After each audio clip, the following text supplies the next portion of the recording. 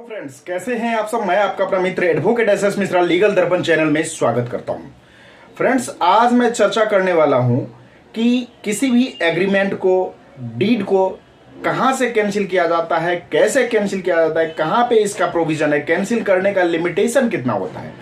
इन सभी टॉपिक पर एक एक करके बात करने वाला हूं। तो इसे जानने के लिए वीडियो को लास्ट तक देखें और वीडियो देखने के बाद अच्छा लगे तो चैनल को ज्यादा से ज्यादा सब्सक्राइब, वीडियो को ज्यादा से ज्यादा लाइक और शेयर करें। आइए फ्रेंड्स, जानते हैं। फ्रेंड्स, हम चाहे सेल डीड बनाते हैं या फिर गिफ्ट डीड बनाते हैं, तो किसी भी डीड को बनाने के लिए सबसे पहले हम क्या करते हैं कि एक स्टाम्प पेपर लेते हैं। स्टाम्प पेपर लेने के बाद अब उसमें जो भी मेरा मैटर रहता है उसको टाइप करवाते हैं। टाइप करवाने के बाद उसको रजिस्टर्ड करवाते हैं। अब कोई डीड हो या एग्रीमेंट हो, तो सबसे पहले ये कंफ्यूजन आप लोग क्लियर करना है कि आप लोग समझते हैं कि ये तहसीलदार से जाके कैंसिल हो जाएगा। तो तहसीलदार के यहाँ से कैंसिल नहीं होता है। चाहे एग्रीमेंट टू सेल हो या फिर गिफ्ट डीड हो, विल डीड हो, कोई भी इसी तरीके का पेपर है, कोई भी एग्रीमेंट या डीड है जो रजिस्टर्ड है, वो आपको तहसीलदार के यहाँ से कैंसिल नहीं होगा। अब कहाँ से कैंसिल होगा? तो इसके लिए आपको स्पेसिफिक रिलीफ एक्ट सेक्शन 31 के अंतर्गत सिविल कोर्ट जो आपका होगा, उस सिविल कोर्ट में जाके आपको सूट फाइल करना होगा। सूट फाइल करने के बाद दूसरे पार्टी को नोटिस जाएगा, फिर पूरा मैटर चलेगा। उसके बाद देखा जाएगा कि सही में एग्रीमेंट जो बना है वो फॉल्स बना है, उसको कैंसिल करना जरूरी है, तो फिर कैंसिल किया जाएगा। अब आगे बात आती है, सबसे इंपॉर्टेंट बात, कि हम कितने दिन तक किसी भी एग्रीमेंट को या डीड को कैंसिल करवा सकते हैं।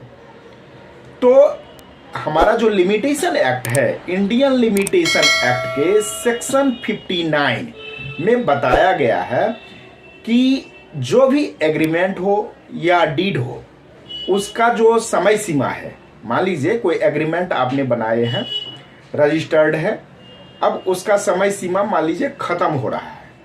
अब खत्म होने के बाद, या फिर कोई लीज डीड आपने बना है, लीज डीड मान लीजिए 10 साल के लिए बना है, अब कोई लीज डीड है वो खत्म होने वाला है।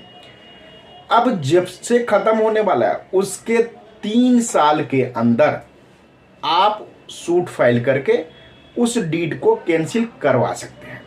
तो कहने का मतलब है कि कोई भी एग्रीमेंट हो, डीड हो, तो इंडियन लिमिटेशन एक्ट का सेक्शन 59 के अनुसार उसको आप 3 साल के अंदर खत्म करवा सकते हैं, जब से उस डीड का पीरियड लास्ट होने वाला हो। लास्ट पीरियड से लेना, मान लीजिए 5 साल के लिए है तो 5 साल उसका पूरा होने वाला है।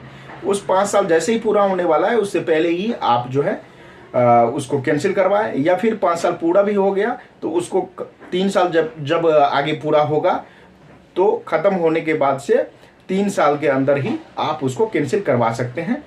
3 साल के बाद फिर कैंसिल नहीं होगा, मुश्किल हो जाएगा। फिर उसके लिए आपको टाइम का जो है वो एप्लीकेशन लगाना पड़ेगा। वो जज पे डिपेंड करता है कि जज उसको स्वीकार करेगा, एप्लीकेशन को अलाउ करेगा या नहीं।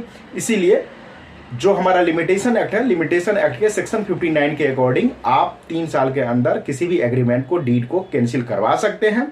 इसके लिए आपको स्पेसिफिक रिलीफ एक्ट सेक्शन 31 के अंतर्गत सिविल कोर्ट में सूट फाइल करना होगा। तहसीलदार के यहाँ से आपको किसी भी प्रकार का एग्रीमेंट हो या कोई डीड हो वो कैंसिल नहीं होगा। तो आई होप कि आप लोगों को कंफ्यूजन जो है एग्रीमेंट के बारे में या डीड के बारे में, कैंसिलेशन के बारे में, वो क्लियर हो गया होगा। फिर भी कोई कंफ्यूजन हो तो आप मुझे कमेंट करके बताना, मैं उसका रिप्लाई देने का कोशिश करूंगा। आप यदि किसी भी लीगल टॉपिक पे मुझसे बात करना चाहते हैं तो स्क्रीन पे दिए गए नंबर पे कॉल बुक करके आप मुझसे बात कर सकते हैं। ये पेड सर्विस होगा। आज तक के लिए फ्रेंड्स इतना ही, फिर मिलते हैं नेक्स्ट वीडियो में।